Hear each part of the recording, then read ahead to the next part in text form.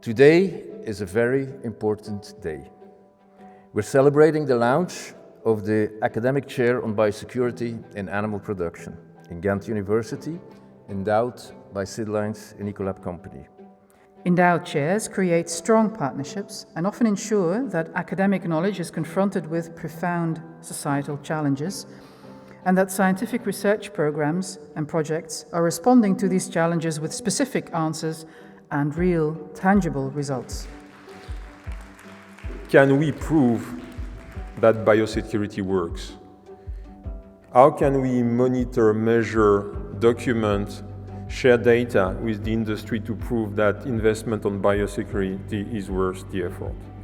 That biosecurity is a key component of any public health strategy to prevent control diseases, so it's of real importance for the public authorities, for public health, it's there.